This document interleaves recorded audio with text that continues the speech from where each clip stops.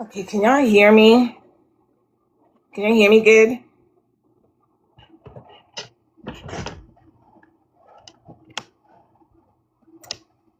Okay, cool. Cool. Hey, everybody. OVC staff, how y'all doing? Happy New Year.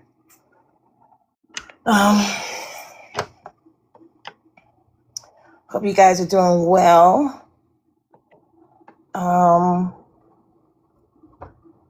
We're gonna have a fun night tonight.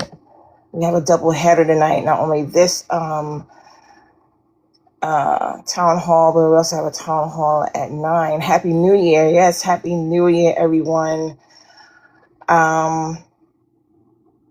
Before we get started, I had done some, hey, Ayana, I had done some, thank you for the gifts. Thank you. You guys are so sweet. We did a little digging from the research committee on OVC about Jon Kiper, who was a lifelong New Hampshire resident, community activist. His name is Jonathan, aka Jon Kiper from New Hampshire. So that's who we're going to have on tonight.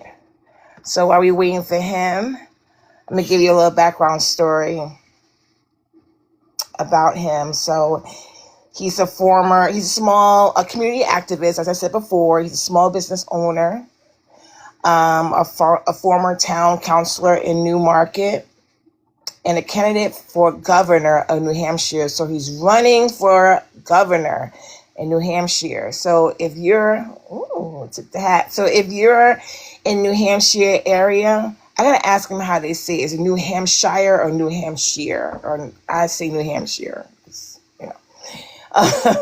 So he owns and operates Johnny Boston's International, a local restaurant, and has deeply involved in civic life, such as legalize tiny houses, expand sidewalk dining, and promote food composting while serving on local boards. And he also co-founded the Newmarket Alliance for Substance Abuse Prevention and serves on the board of Newmarket Main Street Corporation. Also, sure. Okay, so New Hampshire. Thank you. Which focuses on preserving local history and strengthening community life. So I'm not going to give out too much information. I'm just going to give you a little tidbit about the new governor who is running. I should say runner up for governor in New Hampshire. Let's see. Has anybody ever been in New Hampshire before? Put in the Y for yes, and for no. I have been up there a couple of times when I used to work in Massachusetts. I had to go to another CBOC site up there. But while we're waiting, tap the live, share it out. Please share this out to everyone you know. This is very important.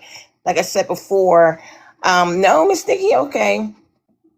Like I said before, this year is very important, okay? It's very important, 2026. You know what's happening in 2026. The midterm is happening in November. Please make sure you are registered to vote, okay? If you want to know how you can check to see if you are registered to vote in your state, or in your local area.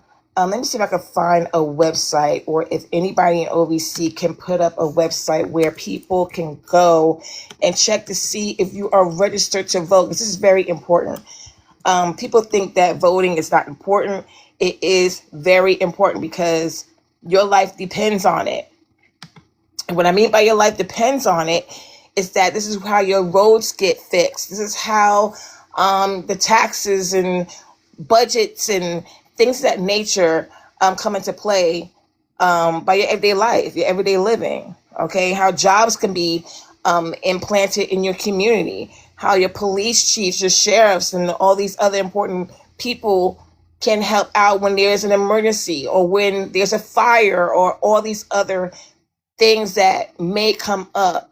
So please go out and vote. And we're not telling you, who to vote for or what. Just go out and vote. It is your freedom to vote. It is your prerogative. It is your freedom. It is your option. And it has to be made. Okay, so please make sure you go out there and vote. If you were incarcerated, please find out if you can vote. Don't just say, well, I'm incarcerated, I can't vote. Find out if you can vote.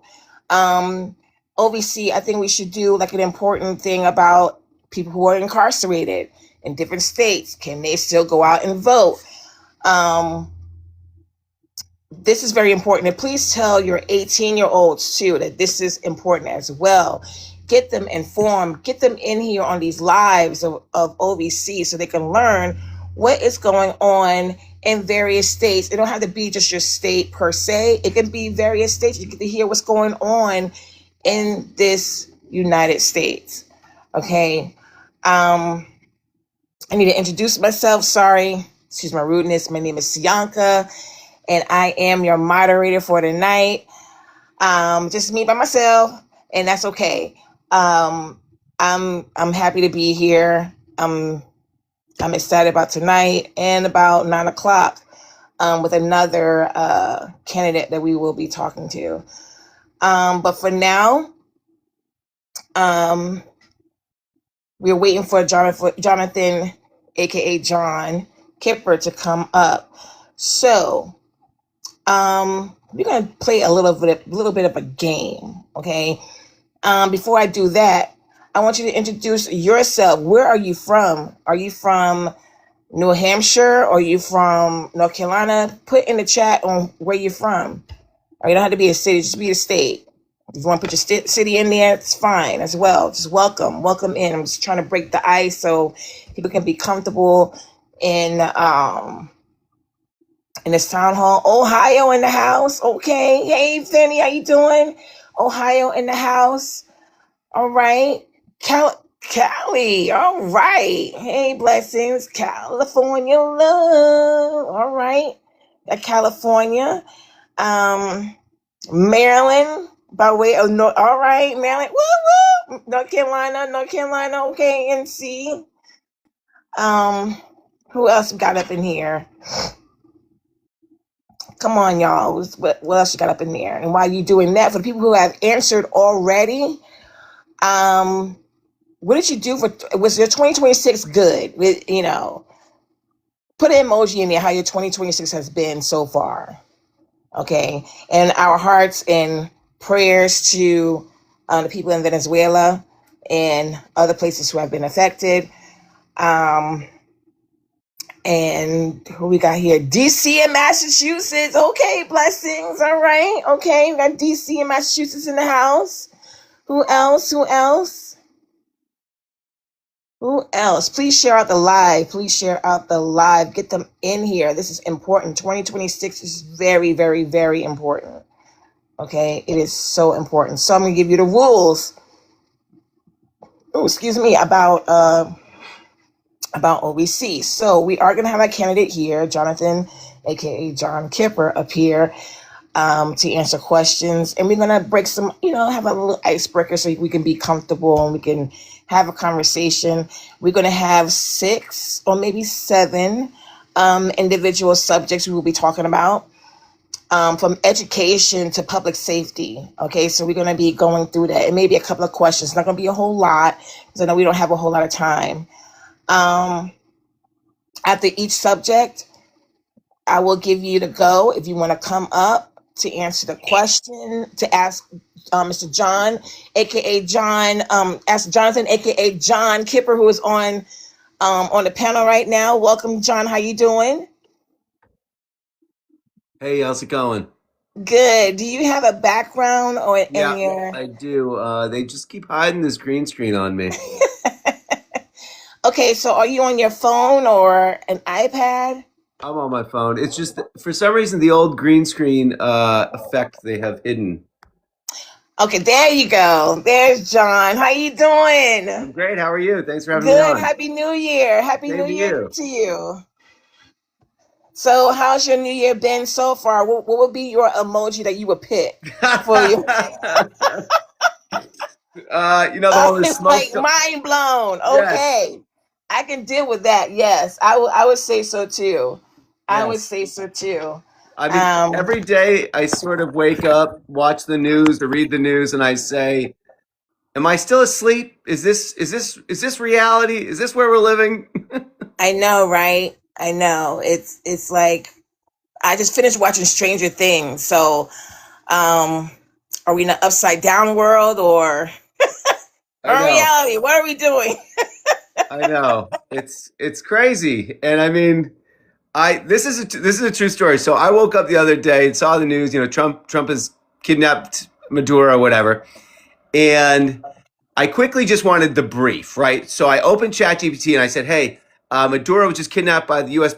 government. Like, what? Give me the quick brief."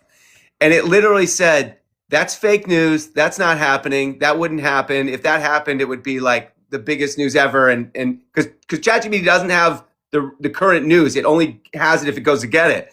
So it was really funny because it had all these paragraphs after paragraphs as to why that would never happen, and if the president did that, it would be the end of the world. And I was like, and finally, I pulled up the link, and I was like, "Nah, really happened." And it got me thinking. I was like, Did I misread this? Wow, and that's to tell you about AI. Yeah, and we're gonna get into that in a little bit. We're gonna get into all of that in a little bit. But welcome to OVC. Our vote counts. Um, just to give you a little tidbit on who we are about. I want to welcome everybody, including Mr. John. I can call you John, right? Yep. Yep. John. I Please. was saying Jonathan, aka Jon Kiper. And that's how you say your last name, It's right? Kiper Kiper? actually, but Kiper. I get Okay, Kipper a thank lot. you. No, you're Okay, I'm good. sorry about that, No, but you're good. Kiper. Yeah. Alrighty, so hi everyone, welcome to Our Vote Counts, TikTok Live Town Hall. OVC, which means Our Vote Counts, is a nonpartisan movement uniting Americans from all walks of life to empower voters, support candidates of integrity like Mr. John here, and ensure every voice is heard. Though, well, it's through education, outreach, accountability, and action. We're building a stronger democracy and one informed vote at a time. So join us, and I'm glad you're joining us. So please share the live, like it. We thank the host OVC for having this, and we just want you guys to remember your vote is your power. Okay, so today we're joined by Mr. Jonathan, aka Jon Kiper, a candidate of New Hampshire. Hampshire, is it Hampshire or Hampshire or Hampshire. Hampshire? Hampshire. Hampshire. That's what we say. Anyway, yeah. We're probably saying it wrong. No, you saying it right. I'm not from there, so I don't know. But you're running for governor. And so we'll be talking about his background, his vision for the state of New Hampshire, and of course, taking your questions live.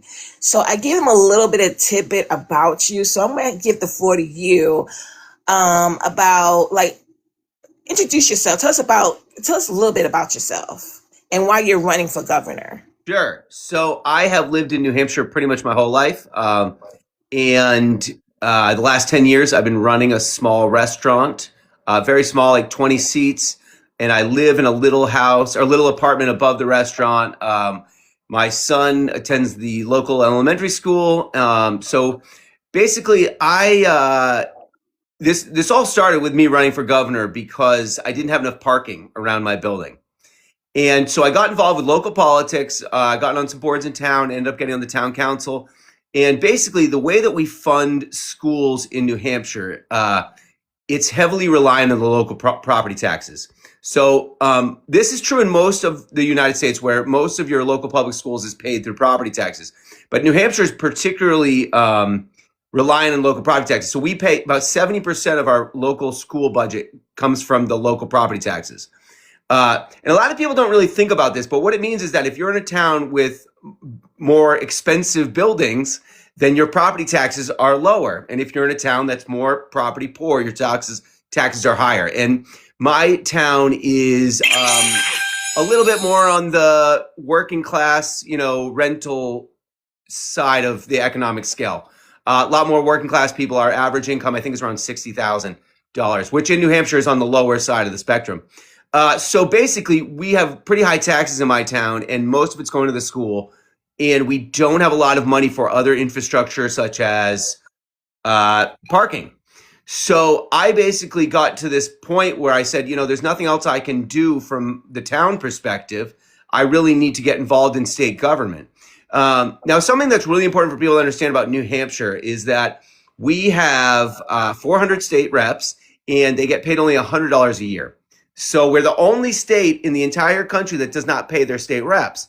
Now, the problem with that is that I can't afford to drive to our capital 3 or 4 times a week for 6 months for no money.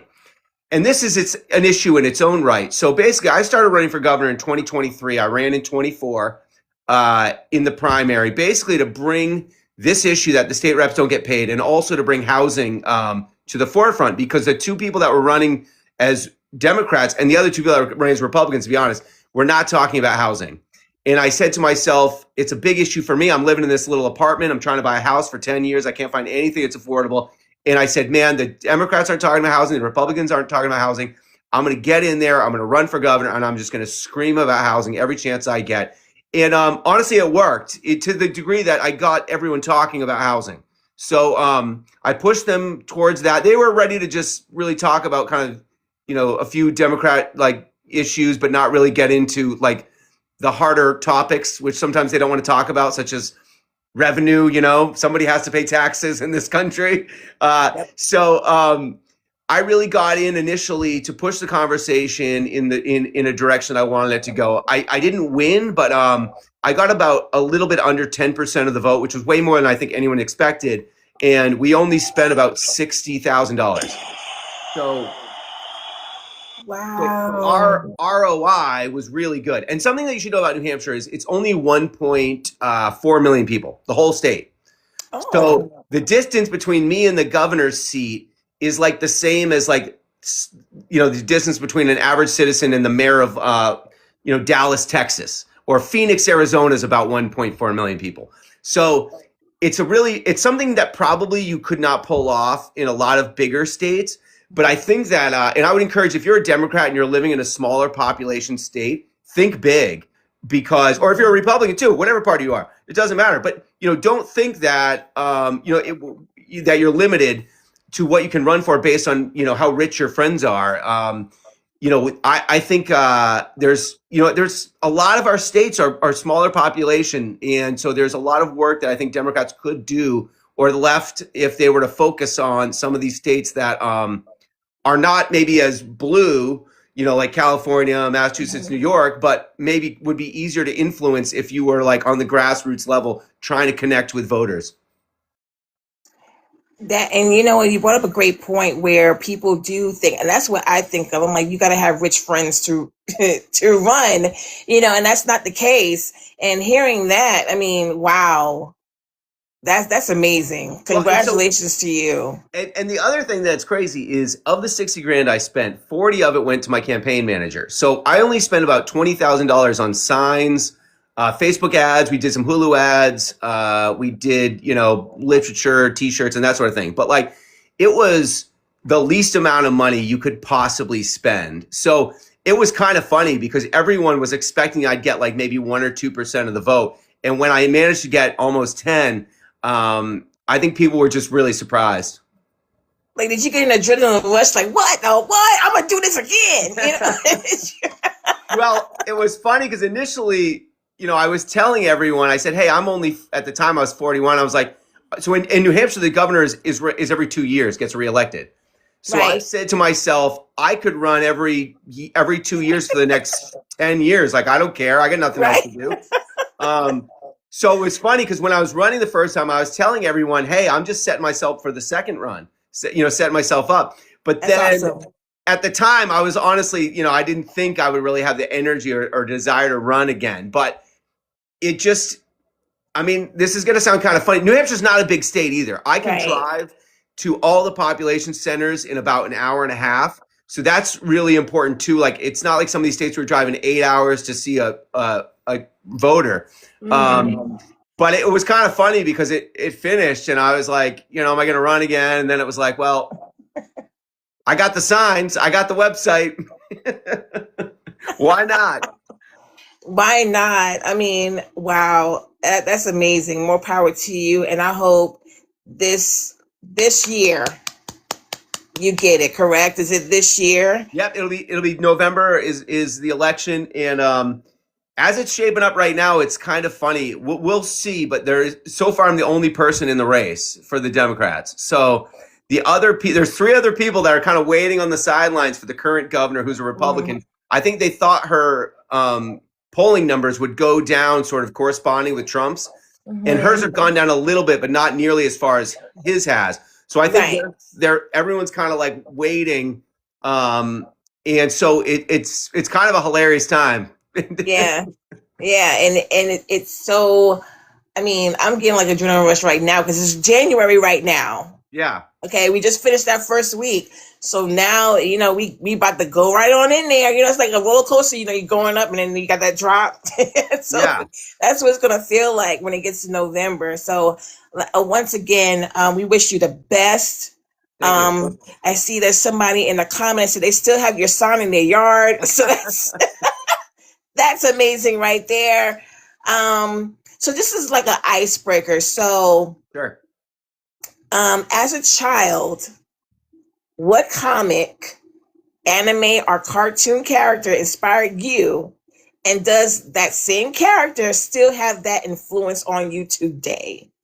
Oh, that's a good question. Cartoon character. Geez. Yeah, that's a good one. I think, you know, I was a big fan of Batman, not going to lie. I was a big fan of Batman.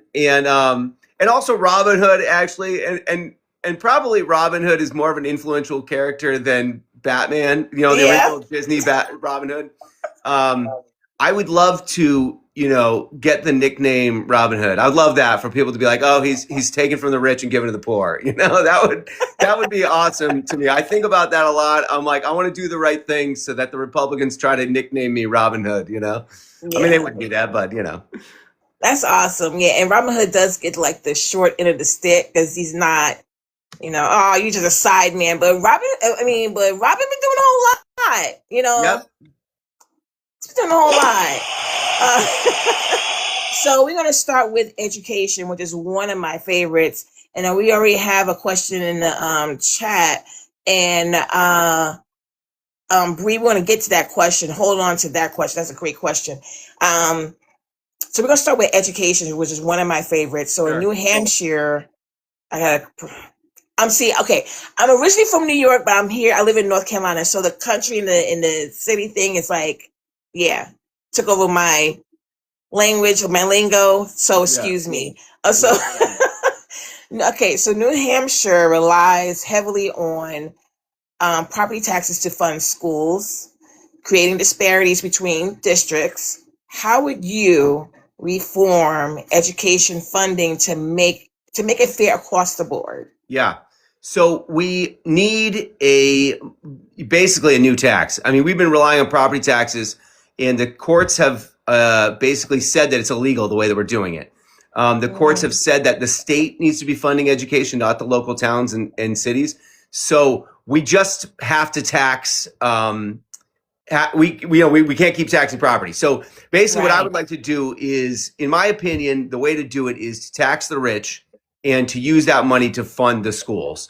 And there's a lot of ways we can do that. You know, we had a really good, it was called the interest and dividends tax. We had it for I think it was nearly 100 years. The Republicans just got rid of it in 2021, but I'd like to bring that back because it was a tax. It was not hitting a lot of people. It was mainly people over $250,000, and it was people that were living off of investments. You know, this wasn't like, it's not an income tax. You're not taxing income tax. You're taxing wealth, you know?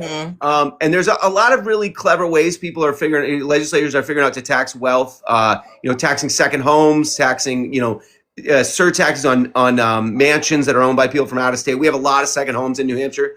So I think at the end of the day, the middle class and the working class are really tapped out in terms of money. You can't go to them for more taxation. So we really got to go to the rich, and we really got to get into this mode of taxing wealth and not work. Okay. And that's amazing. I have to look into that program because I remember growing up, I heard people were living off of dividends. They were like just paying it off, and I was like, oh, okay. So I need to, yeah. My dad, God bless his soul, was telling me about that. Like, yeah, you need to do this. And I, thinking like you're a teenager, like you know everything, whatever. So the second question to that is not all students plan to attend college because we know that college is not for everybody. Yeah. So how would you expand vocational training and career pathways for students? Yeah. I also did not go to college. I went to a technical school for audio engineering. So this is an issue that's really near and dear to my heart. And I think not only do we need to expand vocational schools, but we also need to expand apprenticeships. I lived in Australia for a while, and they have a really good apprenticeship program where you can basically apprentice to do anything.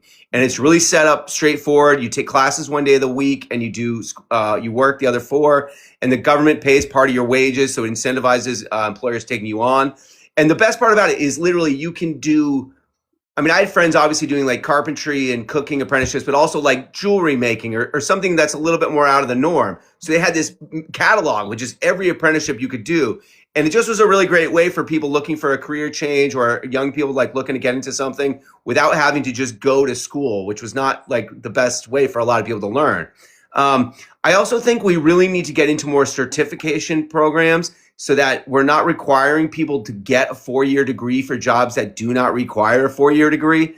I ran into this myself a number of times at a number of different employers where, at some point I was working doing residential counseling for people, formerly homeless people with mental illnesses. And I was a substitute and I basically could not get a full-time job because I didn't have a degree. But they had only made that rule recently when I started working for this nonprofit. And so there was a bunch of people that didn't have degrees that were working full time. But at some point, someone just arbitrarily said, oh, you need a degree to do this job. And so it was really frustrating for me because the job was really not that complicated. It was passing out meds and taking notes on people and just, that sort of thing. And so that was really frustrating because I'm like, I'm as smart or capable as this person who's doing the job, but because I don't have, I didn't spend 4 years in college, I'm being excluded. And I think that we really need to get away from that when the job doesn't require any specific education, to just say you have to have a degree to exclude anyone that didn't go to college. I don't see that makes sense. And I think a lot of employers are starting to wake up to that too, and say like, hey, these degrees, like what does it really mean? And does it have the value that it had when it was, when they weren't forcing everyone to go to college. There was a time when, I was talking to my girlfriend's grandmother, who's probably in her 80s, and she was telling me how her husband, when they were like in their 30s, he got a job at an insurance company, like programming the first set of computers, like in the 60s, right? No degree. They just said, hey, we'll teach you how to do it. We need a guy. He did it. And he was like a computer programmer for like 30 years. And same with her. She got a job at the hospital. She was helping out. She was like a nurse, worked her way up to like managing the whole hospital with no degree in like the 60s and 70s, because like there was just a time then when you would look at competency a little bit more than just, do you have a piece of paper or not? I think it's really important that we get back into that level of like, regardless of what school you've gone to. Obviously some jobs require degrees, but there's a lot that don't, that are still requiring them. I totally agree because my mom, who used to work for Northrop Grumman, 5 foot even, a welder. She was welding heat shields around engines for Grumman Northrop. She didn't have a degree. That's awesome. My dad, God bless his rest his soul, he worked for the post office. He used to drive trucks for oil and do all types of stuff. And, he only had a CDL license. That was just it. But he had to do like all this other crazy stuff that we had to do. And you're absolutely right. When we came out of high school, and I was born in the 80s. So we was like that last generation where, okay, you get a high school, now go to college. It's like, the generation before us had that option, like, hey, high school, work. Yeah. you know. Exactly. So, but with the county I live in now, I hope you guys are doing this too. And I think a lot of public schools are allowing community services to Hmm. join with high school students to, if you want to weld, this is a company here that needs some welders. If you want to bake, here's a bakery that needs some, they're giving them an opportunity. I think that is awesome. And I hope Yeah. that, I don't know if you guys are doing that or not, but, Yeah, there's a little bit of that going on, but we definitely need more of that where especially mhm. like I think it's really important for juniors and seniors in high school to get a little bit of work experience to know like Yes. just the ins and outs of like having a boss, having coworkers, showing up on time, like having a uniform or whatever it is. Through my 10 years of running a restaurant, had a lot of high school kids, and a lot of them, learned a lot just about how to deal with, it was really funny because they'd show up and at first they'd be kind of nervous. Hey, can I go to the bathroom? Like, and I'm like, hey, this isn't school, man. Your parents aren't here. Your teachers aren't here. Like, we're just kind of hanging out, making food. Yeah. Like, it's cool. You don't have to be worried about me. Like, I'm your boss, but like, as long as you do your work, I'm not here to like, ground you or send you to the principal's office, And it was really cool over the years. Some of them that hung around with me for a while, that just seeing them sort of grow up and get more comfortable with themselves. And I got some now that are like bugging me to open restaurants with them. So it's a fun thing. That's awesome. And it eased them into adulthood. Yeah. It give them responsibility. It's like, well, I don't want to say like having a pet, but responsibility. You take the dog out, you clean its poop, you clean them, you feed them, you give them Yeah. water, things of that nature. And I think that is very awesome. And I'm just like you, I hope more communities and counties get involved in these kids' lives like that, and that will make a huge difference, not only just in the kids' life, but even the communities as well. We Yeah. have a question from Miss Buttermel. She says, can you give us your opinion of this narrative of giving education back to the states? It's kind of ironic because so in our state is run by Republicans completely, right? And they are right now, we've got this education voucher program. And part of the voucher program is they're giving a lot of money, millions of dollars, frankly, to religious schools. And our state constitution forbids that specifically. It says right there, the state of New Hampshire will not give money to religious education. And they're using federal precedents, which it's gone through the courts. The courts have said, no, we're okay. The federal courts have said, no, we're okay with, states giving money to religious schools.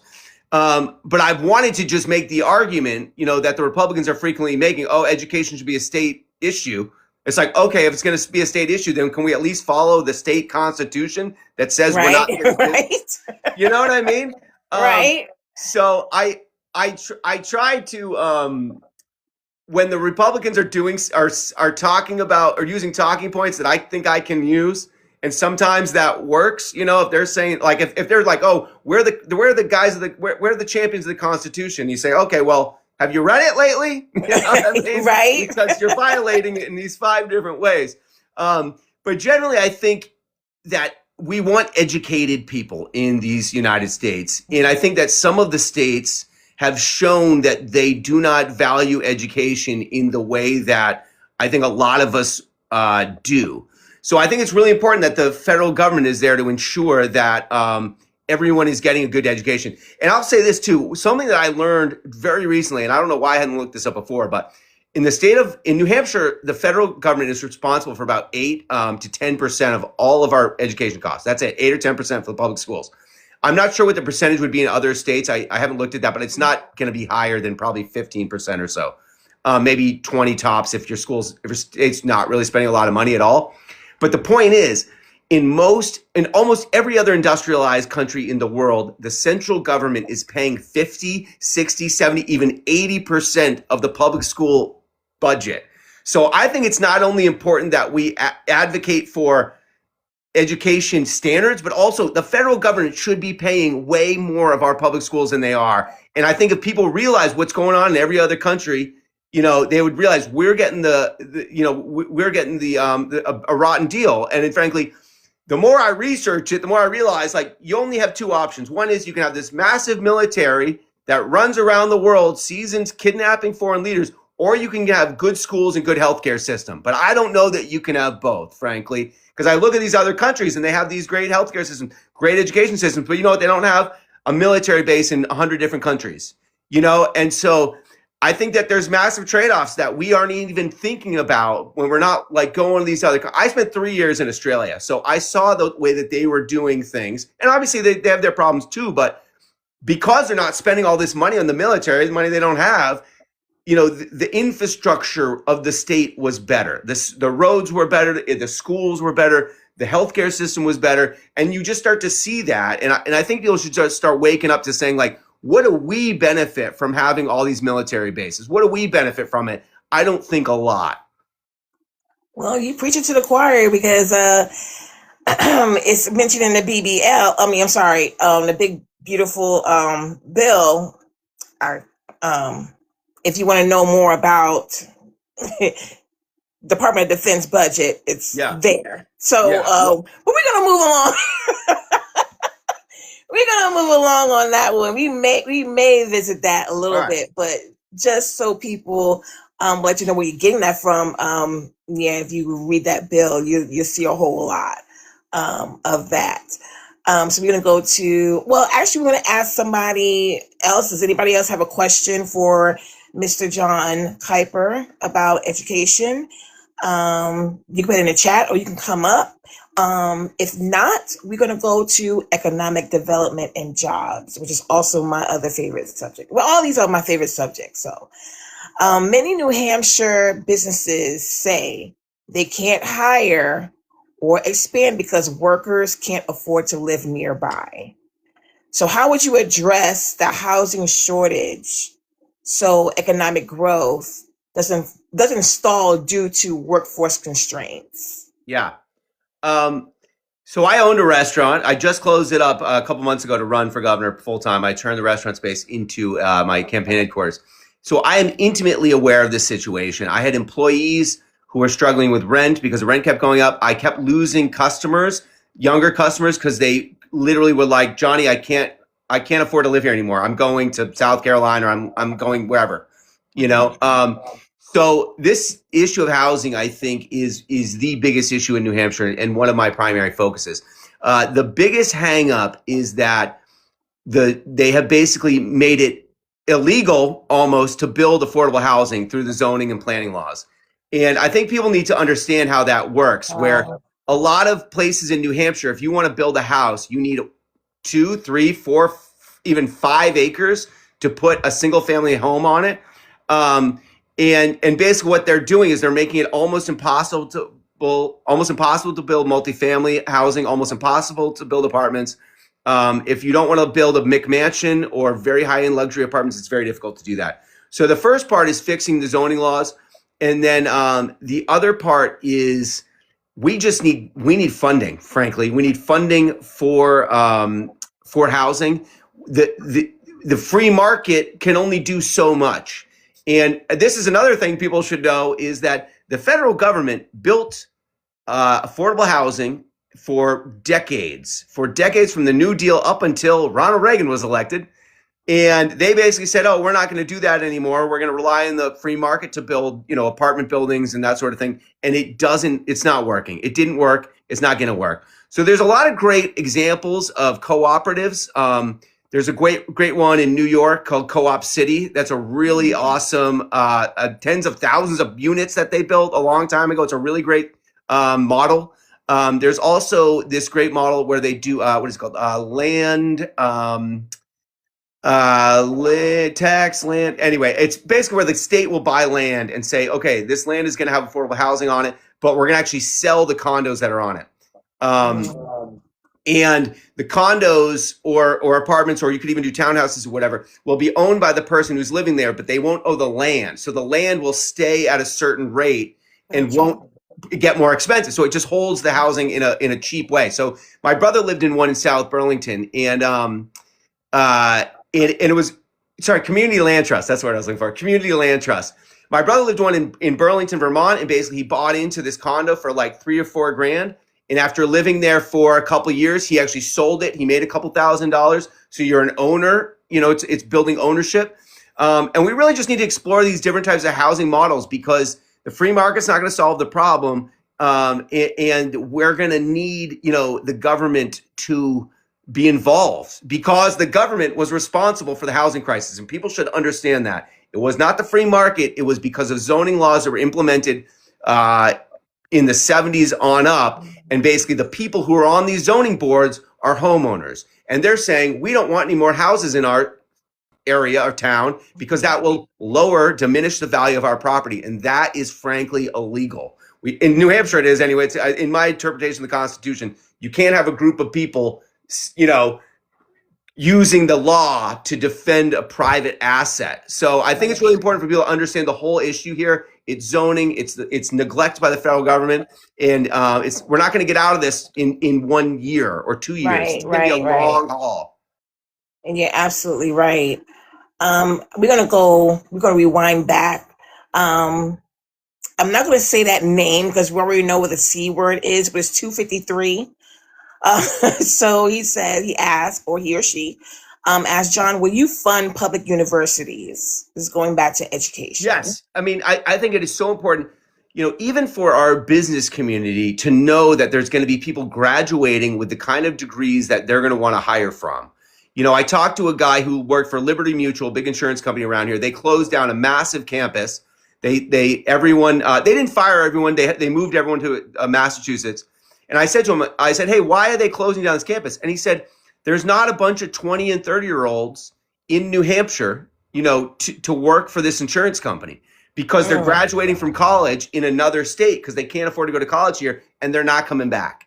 And if they did come back, there's no housing anyway. So the college, funding goes kind of together with housing. You got to have them both so that people can, afford to go to college in New Hampshire who lived here and they can afford to live here after they go to college. And it's just very essential. Education, to me, education and housing, I don't think you can really advocate hard enough for. They're like, they're so crucial. They're so important to every aspect of life. And we got to just really make sure that when we're legislating, we keep those priorities top of mind. Absolutely. We're going to do the second question. We're going to fast forward to where we were on economics. So the second question is, economic opportunity is concentrated in southern New Hampshire. So while rural and northern communities are being left behind, how will you encourage job growth and investment statewide so every region benefits? One of the best things we could do for the northern part of the state is better internet. It's wild to think that in 2026, everyone doesn't have access to the best internet possible.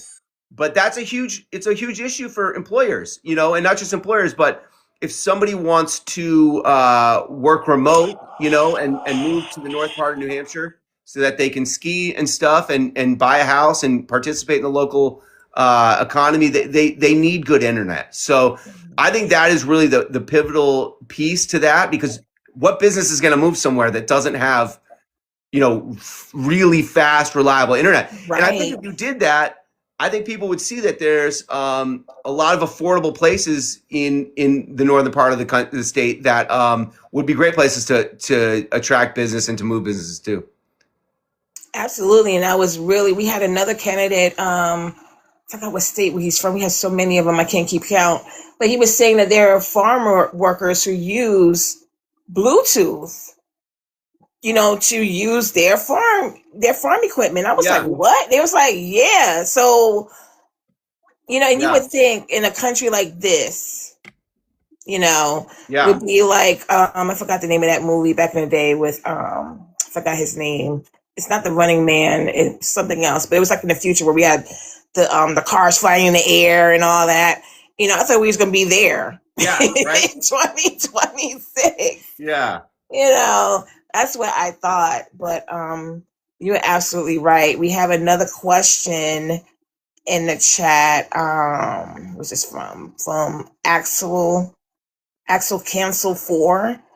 What are your thoughts for renters? So many people aren't close to owning a home. That's a good question. Yes, no, this is true. And I mean, this is what is one of the sort of disguised aspects of property taxes that people don't realize is that high property taxes cause high rent.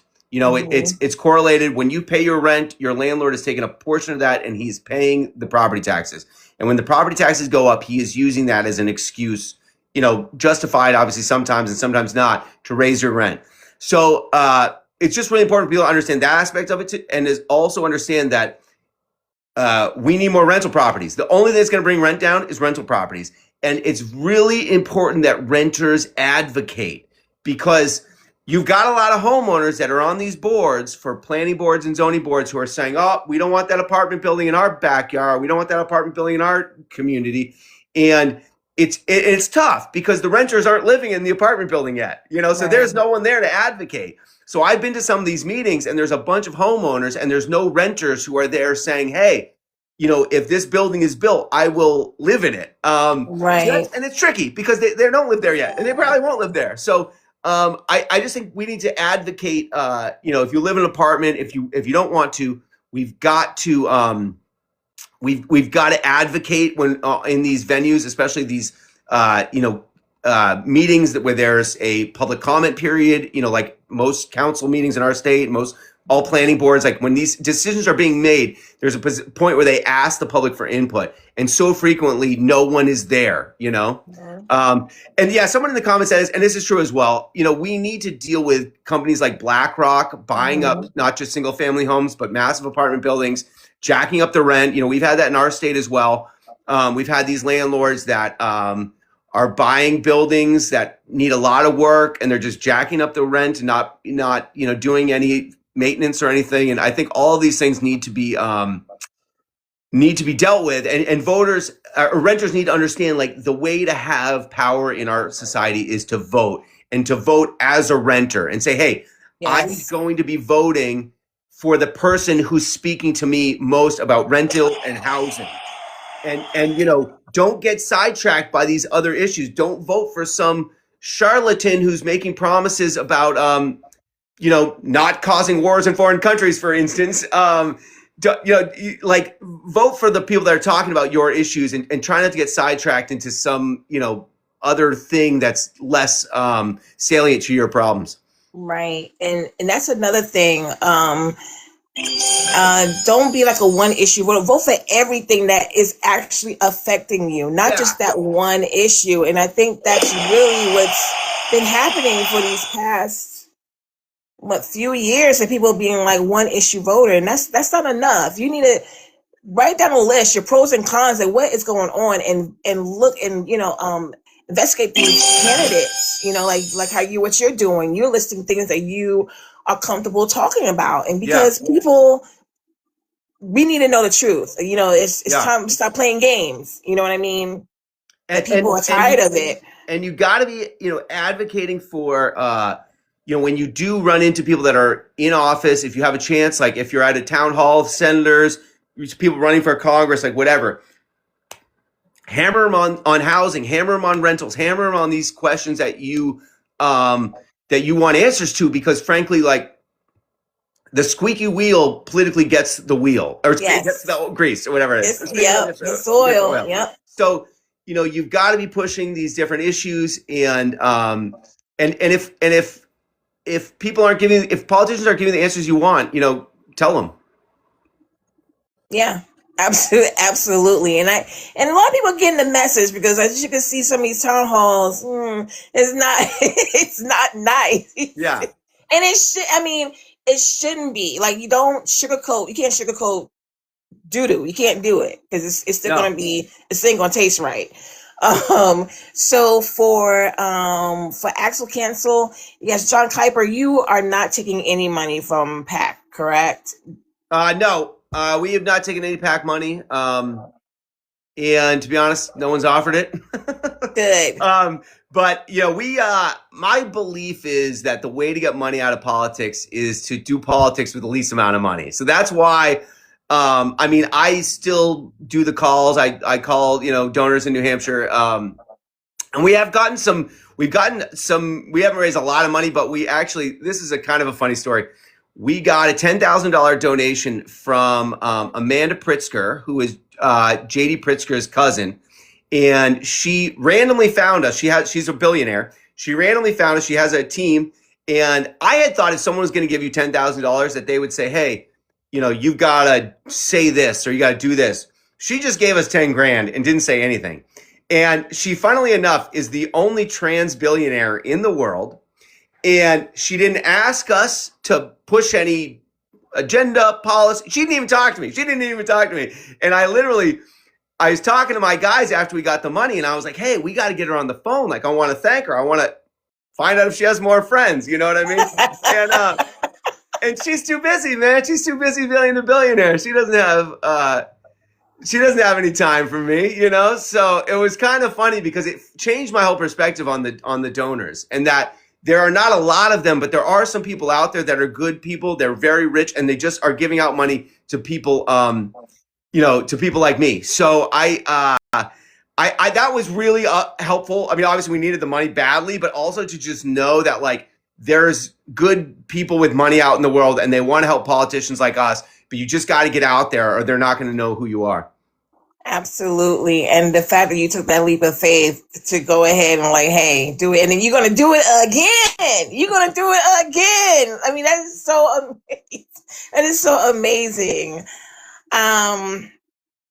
Let's see if anybody in the comments the audience have any comments, that have any questions for Mr. Jon Kiper. You can come up or you can put them in the chat. But while you're putting it in the chat, if you have nothing else to do, tap that screen and share it out. Share it out to people. You don't have to be from New Hampshire. You don't have to be from North Carolina. This can be a conversation, and you can bring this to your family, your friends, and to whoever is running in your local district, in your state district. Like, hey, this is what's going on. What are you going to do about it? How are you going to help us out? So let's do that. And for those that came in, welcome. Okay, so we don't have anything else in that department. We're going to do something fun. All right. We're going to have, we got your blood pressure cuff next to you, or you could take your pulse. This is a good question, but we're going to get to that question a little bit. The colonizer FDT. We're going to get to that in a little bit. We're going to like have some fun right now. Rapid fire question. Okay, so Lake Winnipesaukee. Yes, yeah, you got it. That was good. That was good. That's a tricky one. Thank you, Axel. You're welcome. Lake Winnipesaukee or the White Mountains? Oh, for me? Yes.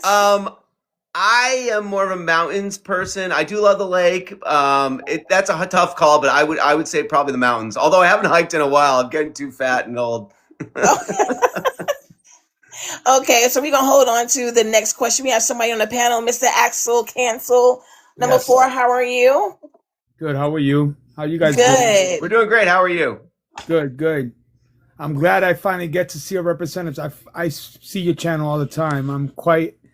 I guess I should say I've woken up to what's going on in this country, and I'm constantly watching news clips. I don't buy into the nonsense, but I just was looking. I wanted to hear from somebody finally from New Hampshire and see what they're gonna do. What are they thinking about? Like, for example, like the Ellison family buying up all these media companies and controlling the media. Like, what do you think? What kind of stance do you have on that? Like, what would be your politics about that? Like, do you think it's right for one family to control all the power, like all these news outlets, or? No, I don't. I think it's terrible. And I think it's kind of interesting because if you read the New Hampshire Constitution, the founders of our state really did not like monopolies, and they put it right in there. They're like, we don't want the government to allow monopolies to exist. And I think, one great thing about TikTok is that we are able, and YouTube and these other, social medias, we're able to circumvent the national media stream, which I think is really important that we do that. I mean, the tough thing is that there still is millions of people turn on the news every day without any discernment about whether or not they're getting, straight propaganda from the, media conglomerates. But I think that that's starting to change a little bit. I think people are getting a little bit more savvy about their media and start asking more questions. And I think this is good for both the right and the left to be asking themselves, like, does this media, does this news outlet have a a bias, and they all do. I mean, there's no way. I mean, no one doesn't have a bias. You got a little one way or the other. And trying to find neutral sources for ourselves, I think, is important as well. I try really hard to check in with what's going on the right. I watch Fox News once in a while just to kind of like see what they're talking about, to make sure I'm not missing out on any juicy gossip. But yeah, I think it's really important that we are aware of who's manipulating our media sources, and that we inform other people. You know, and it can be tough talking to your family about this stuff, but that one media clip about Sinclair where they're all, I don't know if you remember this, it came out around a couple of years ago, where they were all saying the exact same lines, like they had all been bought up, and they were all basically reciting the same thing about how they're independent news, you know, but it was like a bunch of little news channels all saying the same thing. So I think it's really important for us to be aware of that. Also, I have another question. What's your stance on the policy? For example, like they say $20 billion can solve homelessness in the United States, but yet here we are sending money to the Middle East, to Israel, that's supposed to be our greatest ally, and they're not. And the whole world is woken up to that. And we know they're not. What's your stance on that policy and the whole Gaza situation? Yeah, I think it's the crime of our lifetime. You know what I mean? I think it's the global humanitarian crime of our lifetime, and I think that people are going to look back at this and they're really going to say there's going to be a real reckoning. You know, I hope sooner than later. And I think the one thing that I see as a good news story out of that whole thing is that Republicans and Democrats, not the leadership, but the actual voters, are kind of like on the same page on this issue for different reasons. Democrats for more humanitarian reasons, Republicans for fiscal reasons. They don't want to see billions of dollars going to Gaza. You know, what's happening in Gaza is not you America first. And so I think it's important for us to unite with our people on the right who we might disagree with on other things, but say, hey, look, I might disagree with you on a million issues, on the Second Amendment, on abortion, on whatever, but we agree that we can't keep funding, you know, this terrible war in a foreign country. We don't have the money. We are $38 trillion in debt. And I think I really have a lot of hope that going forward, the sane people that I think still are operating as Democrats and Republicans can work together and say, hey, we can't afford this and the world can't afford it. So like we need to vote in better people that aren't taking AIPAC money.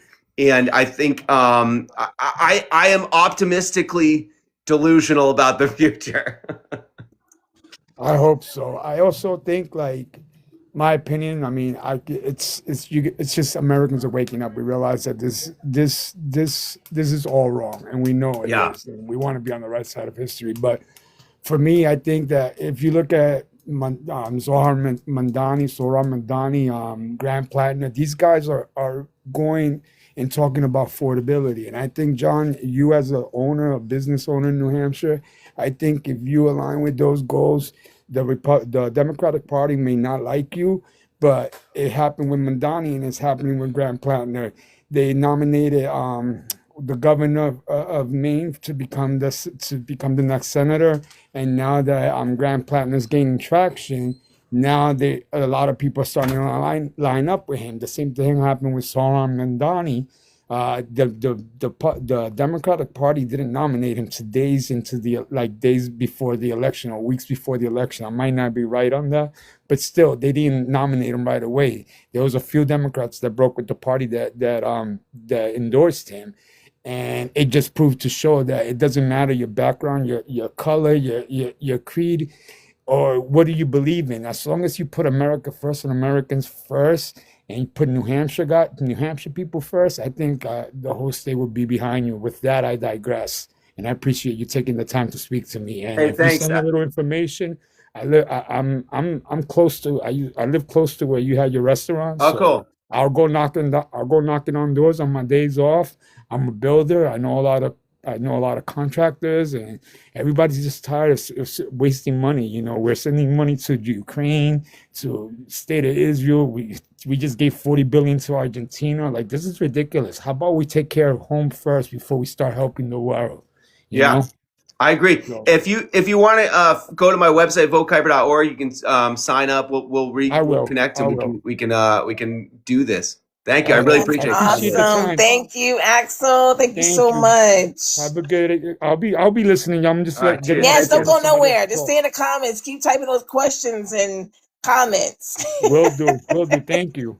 Thank you. Thank you so much. All righty. That was awesome.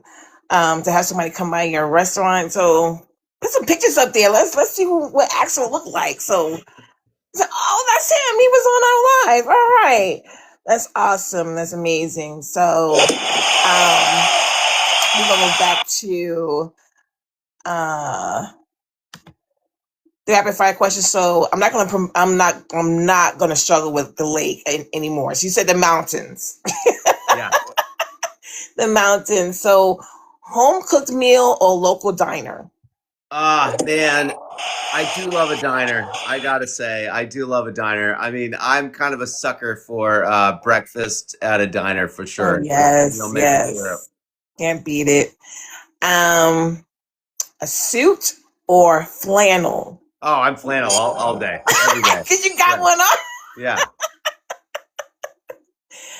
Long meeting or short but productive? Oh, short but productive, definitely. I cannot stand when people in a meeting feel like they have to talk even though they've got nothing to say. I'm with you on that. Last question. Would you say New Hampshire? Okay, so one of my friends in the comment, her name is Bree. She's in Massachusetts, but she said it's Hampshire. Hampshire. She has that Boston Yes. accent. It's so funny. I love her accent, but I'm gonna say New Hampshire so I can stay in the right lane on that one. So, is it more quietly strong, or boldly independent? I'd say it's quietly strong. You know, we're not really bold about a lot. You're cold. I know Yes, we're the cold cold. and the Yeah. snow bold. Yeah, definitely. I think we're more quiet than bold. I totally agree as well.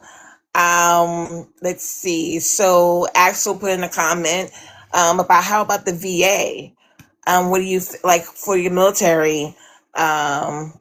Disabled veterans. I am a disabled veteran myself. So how what do you feel about healthcare, accessibility, things of that nature for veterans, especially jobs as well? Yeah, So I think it's really important that we take care of our veterans.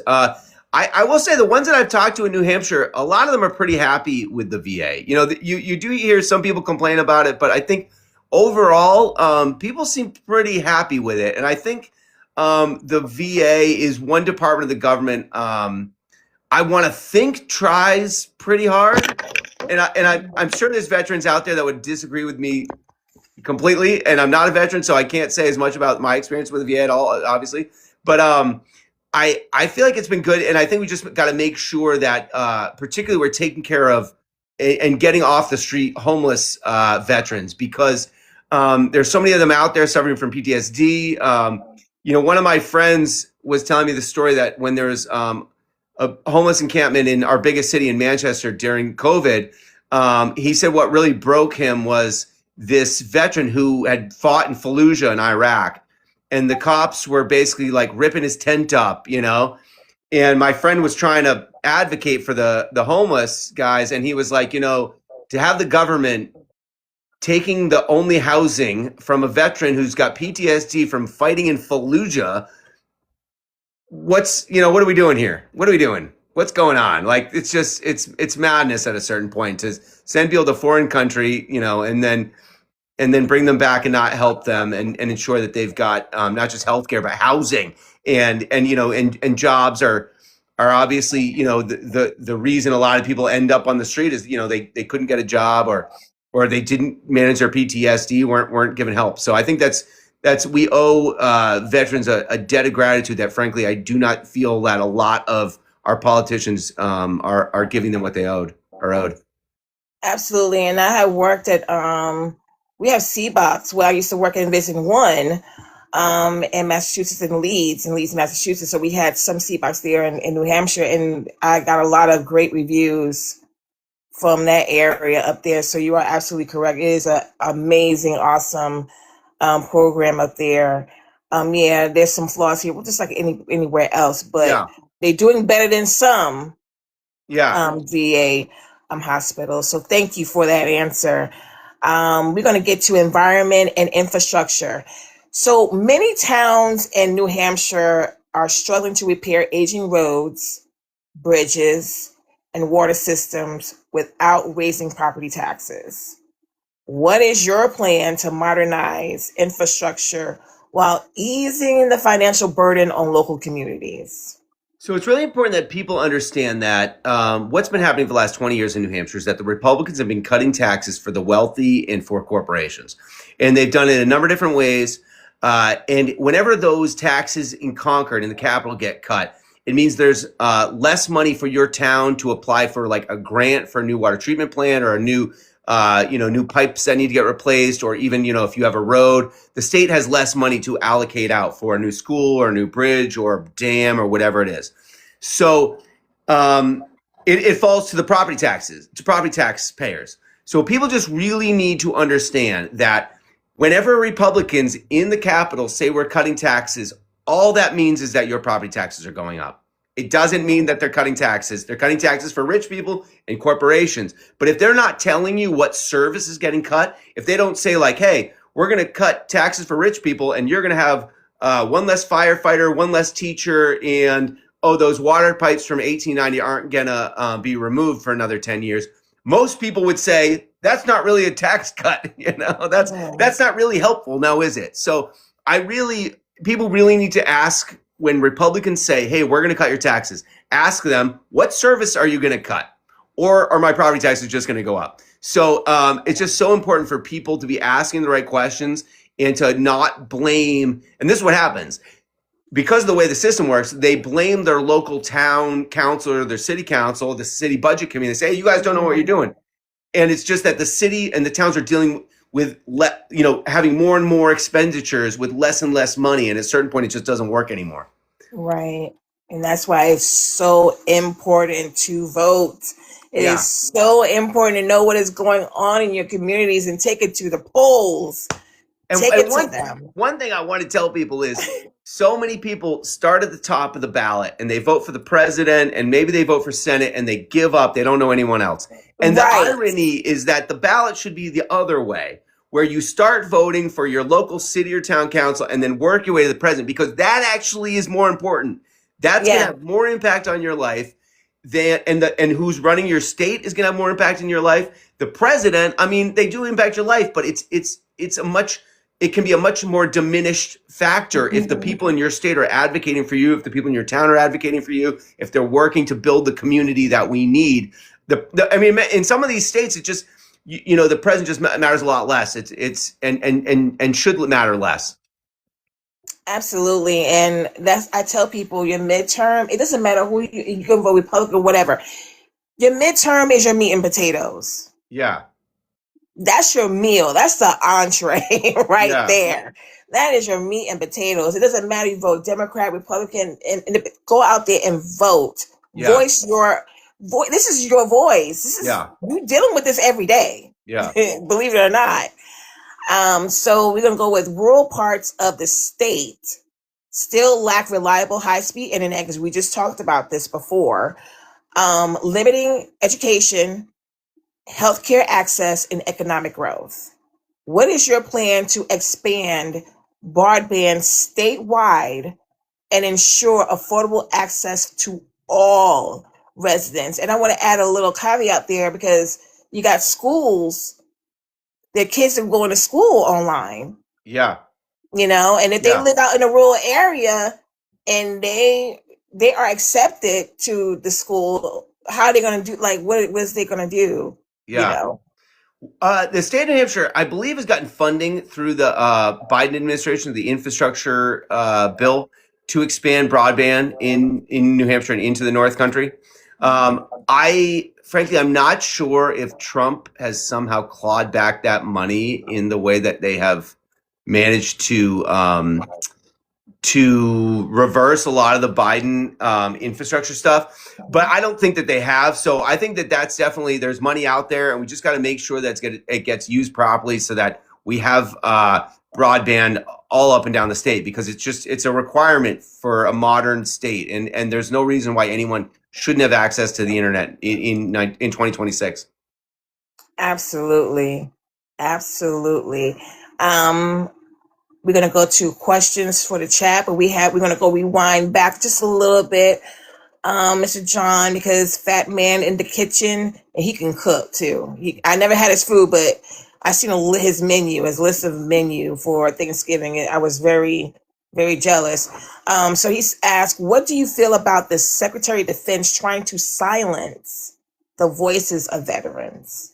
Yeah, I think it's an insult to the veteran service. Frankly, I don't think that it's an appropriate role for the Secretary of Defense to be playing at all, and I think it's it's showing his true colors. He's in there. He's in my opinion, out of his depth. And he was a weekend host on Fox News, and he's only in there because Trump thinks he looks the part. So I don't put a lot of, I don't give him a lot of credit. And it's scary because he's making some serious decisions for the country. And that's sad that this is where we're at. And this is for entertainment purposes only. Yeah. So you won't get in trouble. But, I mean, hey, we have another question about, from Axel. How about First Amendment rights being limited? Yeah, I think we need to be very careful with that, and we should not tolerate it. I think that that was a founding principle of this country and this state, that we have the right to free assembly and to speak our minds and to defend our opinions, as terrible or as as good or as bad as they may be. You're entitled to your terrible opinion, as I am entitled to my terrible opinion. And I think it's important that people on the left, learn to tolerate hearing opinions they don't like. I think that we sometimes want to live in these bubbles where we only hear the talking points that we want to hear. And frankly, that's not really how we grow as people. You grow as people by hearing things that you dislike hearing, and then, coming up with an argument as to why that person's wrong, and learning to have this back and forth. I mean, the best line I've learned in the last year was democracy is a conversation, It is. and if we stop having that conversation, democracy dies. And Yeah. it's just so crucial that we are willing to have hard conversations with people that we disagree with, people that we maybe even don't like. I think that that's important. Absolutely. And Axel, you coming out with these questions, man. I love it. We're going to get to that in a little bit about term limits. We're going to get there. I promise you we're going to get there. And we're going to get there too, T. We're going to get there as well. Y'all coming up with these great questions. Awesome. Keep them coming, because we have Jon here until 8:30. So please keep asking them. And we have mods here that can help monitor these questions. If you just came in, welcome, welcome, welcome. Also share the live, like it. Thank you, Jon, for being here. OVC, thank you for hosting. So we're going to keep this thing going along. We got healthcare agenda, which is one of my favorites because I used to work in healthcare. So women in New Hampshire want to know their healthcare decisions will remain private and accessible. Because you know what's going on, what's been going on for these past years, I should say, including prenatal, maternal, and reproductive rights. So how would you work to protect women's health services and ensure safe care throughout pregnancy and postpartum? Yeah. I think it's so important that we in New Hampshire, our motto is live free or die. And that to me applies to everybody. And it applies to someone has a right to their to be free in their medical decisions, and free knowing that the government is not going to be seizing medical records or be imprisoning someone for some medical thing that happened to them, and I think it's just so important that we do little things like fund Planned Parenthood. They do a great service in our state, and the Republicans are doing everything they possibly can to defund them and to make their organization not function. And my girlfriend and I are going through IVF right now, and so I've learned a lot more about basically just the frankly, infinite complications that can happen during the process of reproduction. And it's because of that it's just an impossible, you can't legislate that. You can't legislate healthcare in that way. It's just not, it doesn't work like that. It's too complicated. There's too many things that can go wrong. There's too many unforeseen consequences. And so I think it's just really important that we leave medicine up to medical professionals, bottom line, but at the same time ensure that people have access. It's not enough to just say like you're free to make your own medical decisions if there's no hospital within 3 hours, if there's no OBGYN within a couple hours. And this is happening in the northern part of the state where part of this has to do with consolidation hospitals, but the insurance system is really sort of eating a lot of our healthcare alive, and we really need a bigger solution, which I'm not going to be able to really institute as governor of New Hampshire. But one little thing I would like to get into is a regional healthcare cooperative with the other New England states and say, hey, maybe we can't do a full Medicare for all, but maybe we could some sort of like Medicare buy-in that was maybe all of the Northeast or something like that. Some sort of regional program that would make a big insurance pool. I'd love to get into talking with these other states about how we can work together to create our own healthcare system. Absolutely. And we're going to talk about how you can do that too, because we have a thing called the round table. So I'm going to have one of my OVC mods to explain what that is. Buttermilk, but we're gonna keep this thing going. Emergency rooms and first responders are often the first stop for mental health crisis. What is your plan to strengthen mental health services and crisis response so people can get the care they need before situations become emergencies? We see that a lot in news lately. So what do you have for us, Jon, on that? It's really important that people know that there are services out there. And, my partner, my girlfriend is actually a therapist and works in the ER. So she's at the front line for this. And so I actually know a lot about the system, and it's been very bad in the past, but it's getting actually a lot better. And there's not people waiting in the ER for, days and weeks as there was a couple of years ago. They've put a lot of money and a lot of people on the front line of this. Not to say that the situation is there's obviously still issues, but it's gotten better than what it was 5 or 10 years ago. Let's just say that. That said, we just always need to ensure that particularly law enforcement understand how to deal with people that are suffering from mental illnesses. And going through, sometimes you have people that have no history of mental illness and will suddenly have an episode, and it'll come out of the blue and it will scare their family and scare their neighbors or whatever. And it's just really important that people know how to access care, about 988, which is the number to call if you need mental health services, and to just know that there's people in the ER who are professionals that know what they're doing, and that there is a system there, and it's not perfect by any means, and it could use a lot of improvements, but we are seeing some improvements. I mean, my girlfriend's been there long enough that she will say like the lines are moving. People are getting out of there faster. There's always going to be a need for beds. We need more beds for sure. Yes. And that's a huge issue. And a lot of it, frankly, comes down to housing.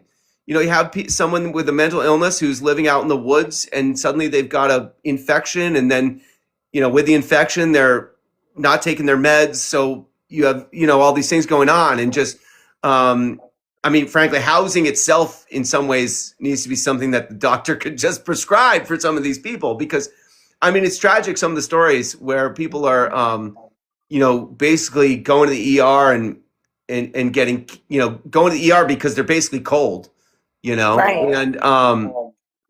and so that really is a tragedy that we shouldn't tolerate in the richest country in the world. Absolutely. And for those, I have used it before. For veterans, you can still text 988 and it will decipher. It has like a cipher in there that say, are you a veteran? You text this, if not, you text this. So I have used it before and it's a great system. And you do talk to people who have empathy and, who may have certain similar situations like that with their families and things of that nature. And you're absolutely right. You can be right one day and the next day something can trigger you to go into those different spaces that is, I don't recommend people to go through. If people got any comments, questions about healthcare agenda, if you don't hear me asking your questions, because I'm doing this based on our agenda here. We have Mr. Axel right back here again. Hey, Mr. Axel, how you doing? Good. I just have a quick question. Like, I want to know what's his stance. I don't think that this can, because we're at a state level. I don't know that this is something that he can perhaps change or not. But like the dual citizenship, serving in two different militaries, like what's the stance on that? I feel like you can never pledge your full allegiance to one country if you serve in the U.S. Army and then you serve abroad in a foreign military. Like, what's your stance on that, John? Do you believe that one person can have full loyalty to be aligned and be fully loyal to one country? Yeah, I didn't really know that was an issue. I didn't know that there was people going to serve in other militaries, but I will say I would like to hear more of our elected senators, and representatives saying that they're going to put the United States first when they're voting and allocating money. It's something that seems like a no-brainer, but some of them really seem to struggle sometimes to answer the question of, are you putting the United States and the people of the United States first in your funding and voting and legislating? So that's definitely something that I think is important. I think, 10 years ago, I would have thought, why are you asking that question? But today I'm saying sometimes it's hard to know who, these people are trying to help. Right. Well, that's all I had to ask. It was just too much for me to explain over. Right? No worries. Thanks. Thanks, Axel. I was just wondering about it. All right. Thanks, Axel. All right. All righty. And Axel ahead of me again. He must have been reading my questions because I had almost in that same line of question. Axel, you were on it. You are so on it. Right now, we're going to move to social issues. So while immigration is often discussed nationally, because that's a big issue, I wouldn't even call, to me personally, I wouldn't call it issue. Are there some things going on as far as immigration? Yes, but I don't see it as like a bad issue as people are blowing it out to be. That's just me. But while immigration is often discussed nationally, local communities still feel it affects everything, in people's lives as well. So how would you work with federal and state partners to ensure immigration policies are fair, orderly, and do not overwhelm local services? Because what had happened with that huge surge when they was rounding up immigrants from all over, farm workers, other places, and some of them are hiding because they don't want to get rounded up, and I don't blame them. So, what do you have that can work? You can work with the federal and the state partners to ensure that that the immigration policies are fair and orderly. I think we got to make sure, first of all, that ICE is following the law when they are scooping people up. They've been grabbing some people who were on their way to, an immigration hearing and people that were literally about to be sworn in as citizens. Like, they're not going after criminals. Like, that would be hard. They don't want to do that. They don't want to have to go after someone that might, be potentially dangerous. They want to go after, some woman who's working at a daycare because that's easy, And so you got to look at the fact that a lot of these people have been here for years contributing to the economy, and even paying taxes in a lot of ways, and pulling them out of this country is really only going to be bad for the economy.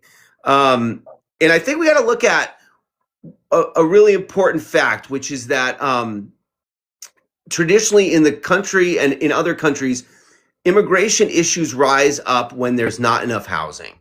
And it's really a housing issue because all of a sudden people don't have enough housing and they go, all right, who is the last ones in? And we've done this before with the Irish and with the Italians, and and it's kind of a cliche in the United States that when there's not enough housing, when the cities get full, you just blame the last group that came in, or you blame the Mexicans. That's frequently the MO. And I think we need to wake up, look at the history and go, hey guys, we need more housing. And as it turns out, the Guatemalans are the only ones roofing in our state. I mean, not the only ones, but they just deported a group of 10 Guatemalans that were roofers. And I'm like, guys, we need the housing. We need them here to do the housing. It's important that people understand that, we got 10 million people here that are part of the economy. They have lives, they have families, and just ripping them out of there is not good for the economy, and it's not good for the communities that they've been living in. Absolutely. And I'm going to take one more question. This is from Fat Man in the Kitchen. Will you be willing to withhold federal funds if the government freezes funding in your state?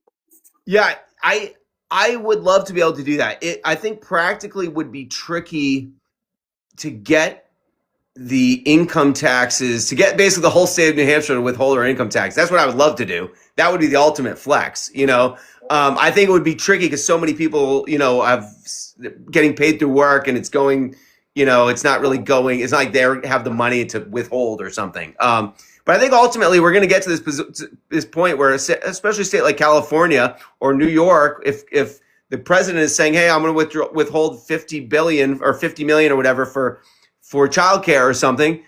I mean, California is paying billions of dollars in taxes. New York is paying billions of dollars in taxes. Why would they subsidize the federal government? The federal government's going to hold that money hostage. At a certain point, it just makes no sense. So I think I would like to see all the blue states, and I hope New Hampshire can turn blue when I'm governor, have a pact, and the governors are working together and saying, hey, we're going to tell the president no. We're going to start drawing a hard line.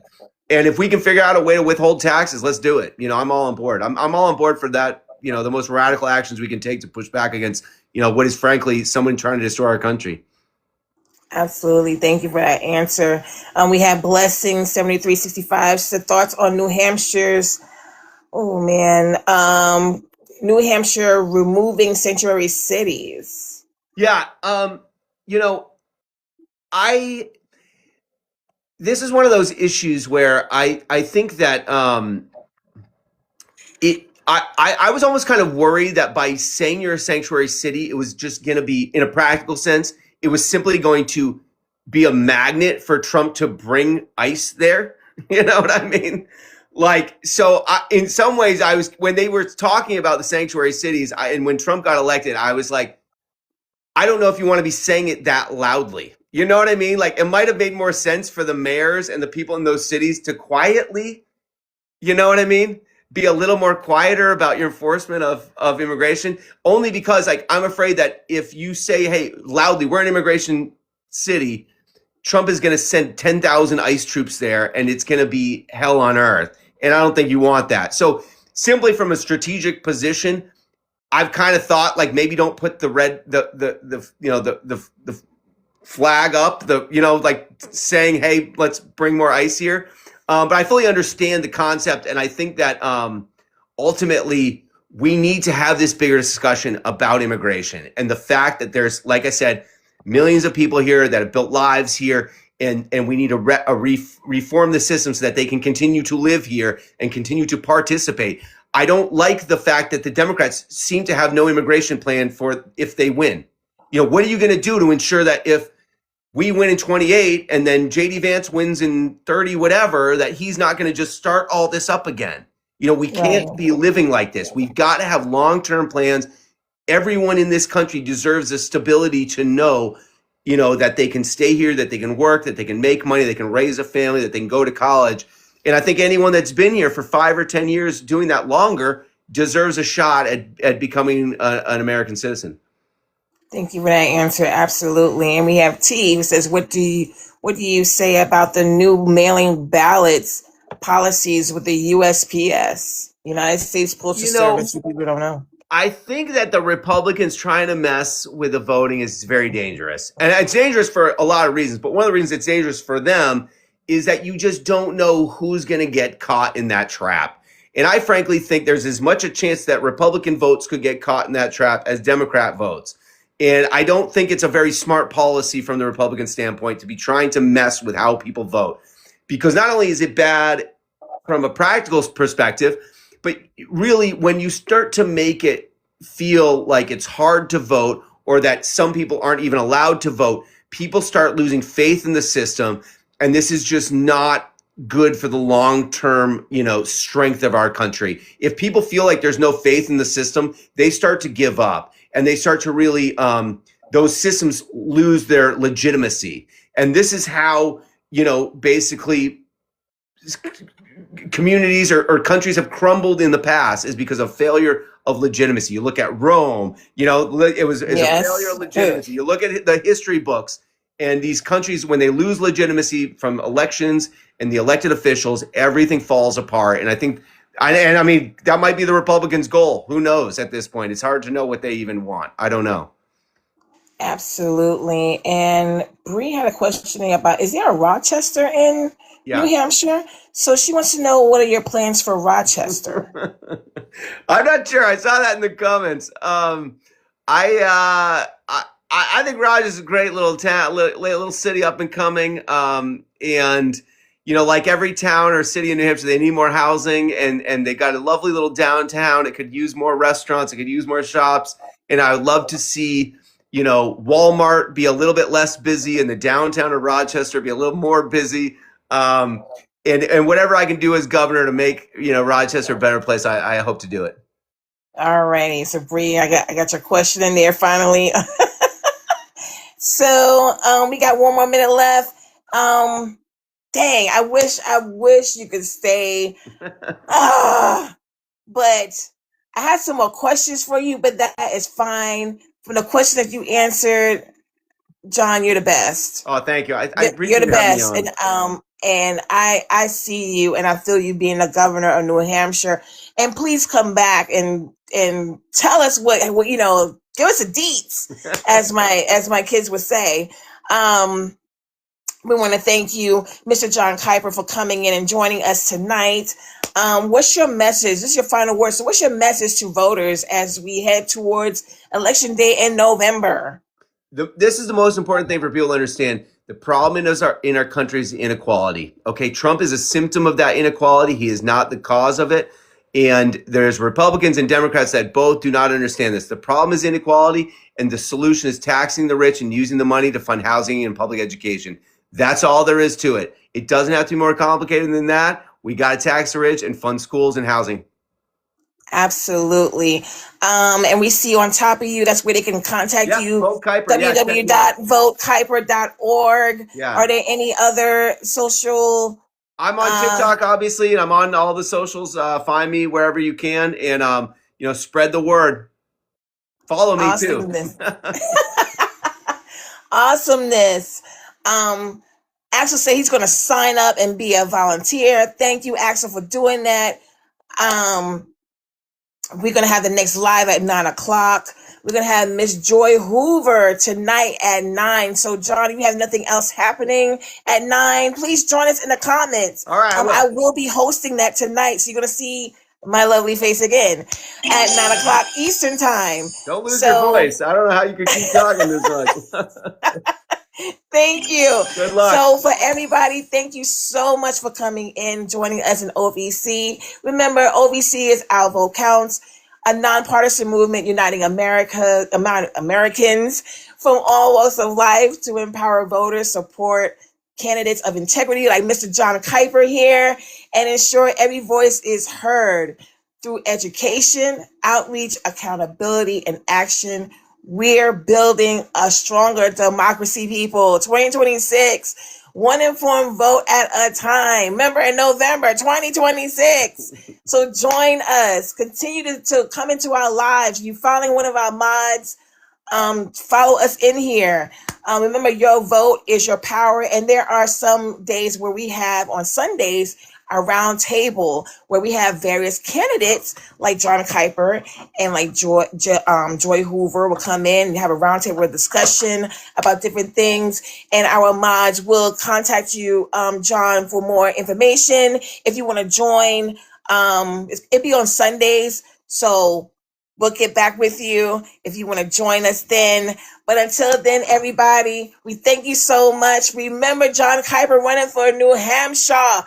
New Hampshire 2026 as a governor. The governor. All right. Thank you, John, so much. Thank you, everybody. Peace. Love you guys.